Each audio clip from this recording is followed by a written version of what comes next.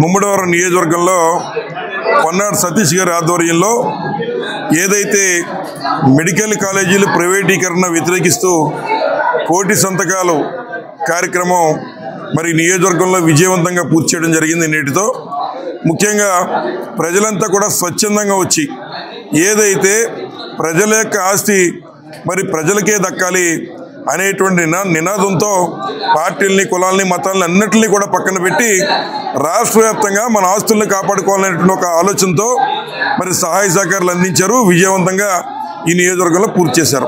వారందరినీ మరి పేరు పేరున అభినందిస్తూ ఉన్నా.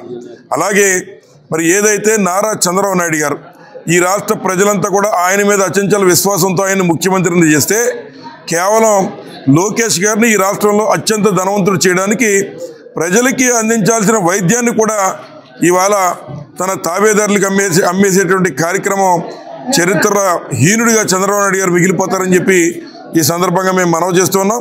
ఇప్పటికైనా ఏదైతే కేవలం మెడికల్ కాలేజీలే కాదు, ఇవాళ ఈ దేశంలో 5 ఏదైతే మరి ఈ యొక్క స్టీల్ ఫ్యాక్టరీలు ఉంటే మిగిలిన అన్ని రాష్ట్రాల్లో నార్త్లో ఉన్నటువంటి వాటిని కూడా అక్కడ ప్రజలు ఉద్యమిస్తే వాటన్నిటిని కూడా ప్రైవేటీకరణ చేయకుండా వెనక్కి కేంద్ర ప్రభుత్వం తీసుకుంది.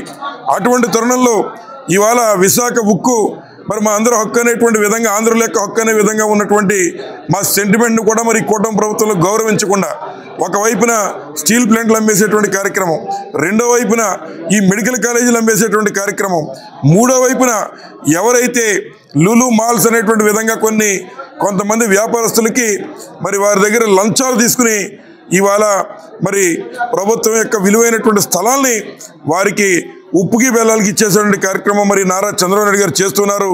తప్పనిసరిగా మరి ఈ ఉద్యమంలో చంద్రబాబు నాయుడు గారి యొక్క మెళ్ళు వంచి, కూటమి ప్రభుత్వం యొక్క మెళ్ళు వంచి ఈ మెడికల్ కాలేజీలు ప్రజలకే దక్కే విధంగా మరి జగన్మోహన్ గారు చేస్తారు.